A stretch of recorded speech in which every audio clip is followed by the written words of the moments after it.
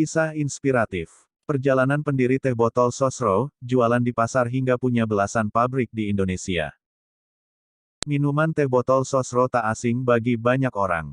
Tetapi tahukah kamu siapa penciptanya? Dia adalah PT Sinar Sosro yang dibangun oleh keluarga Sosrojoyo di kota Slawi, Jawa Tengah pada 1940.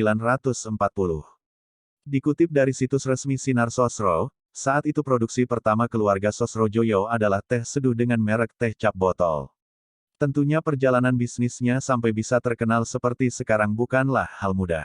Keluarga Sosrojoyo mengalami jatuh bangun dalam menjalankan usaha, dimulai dari tahun 1960.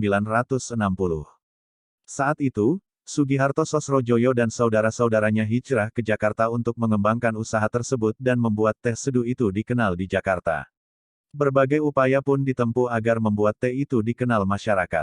Keluarga Sosrojoyo saat itu bahkan tak segan mendatangi pusat-pusat keramaian termasuk pasar-pasar tradisional untuk menjajakan teh seduhnya. Mereka memasak dan menyeduh teh langsung di tempat, meskipun saat itu strategi yang dipakai kurang berhasil. Keluarga Sosrojoyo lalu mengubah strategi pemasaran mereka.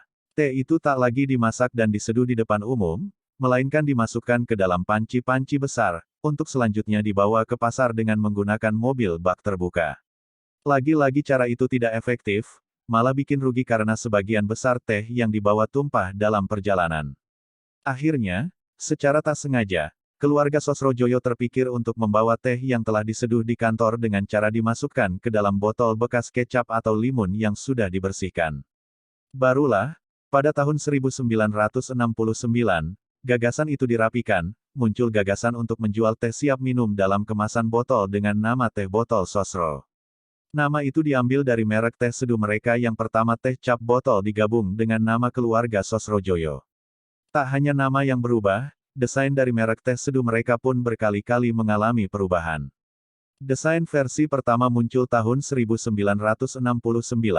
lalu di tahun 1972 berubah lagi, dan di tahun 1974 menjadi versi ketiga yang bertahan sampai sekarang. Perjuangan itu tidak sia-sia. Sampai saat ini PT Sinar Sosro sudah mempunyai 12 pabrik yang tersebar di seluruh Indonesia yakni, di Medan, Palembang, Jakarta, Tambun, Cibitung, Ungaran, Gresik, Mojokerto, dan Gianyar. Serta pabrik yang khusus memproduksi air mineral prima yaitu di Sentul, Purbalingga, dan Pandaan. Dalam pengembangan bisnisnya, PT Sinar Sosro telah mendistribusikan produknya ke seluruh Nusantara, melalui kantor cabang penjualan yang tersebar di seluruh Indonesia. Selain di dalam negeri, PT Sinar Sosro juga merambah pasar internasional dengan mengekspor produk-produk One Way Packaging, non-botol beling ke beberapa negara di Asia, Amerika, Eropa, Afrika, Australia, dan Kepulauan Pasifik. Saat ini, produk-produk yang diproduksi oleh PT Sinar Sosro bukan teh botol Sosro saja, ada juga Fruit Tea Sosro, es tea, Taps, Country Choice, dan air mineral prima.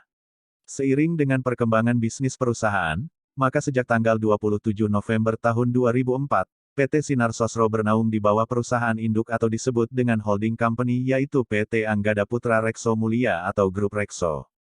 Keberhasilan Sinar Sosro tentu membawa keuntungan bagi keluarga pendirinya. Sugiharto Sosrojoyo yang merupakan pewaris generasi kedua dari perusahaan tersebut masuk dalam jajaran orang terkaya ke-10 di Indonesia pada tahun 2009 menurut Forbes. Saat itu dia tercatat memiliki kekayaan bersih 1,2 miliar dolar atau setara 17,13 triliun rupiah, kurs Rp14.275. Selain Sinar Sosro, keluarga Sosrojoyo juga mengembangkan perusahaan-perusahaan lainnya yang berada di bawah bendera Rekso Group. Rekso Group merupakan induk perusahaan dari beberapa perusahaan terkemuka di Indonesia seperti Sinar Sosro, Rekso Nasional Food, dan Gunung Slamet.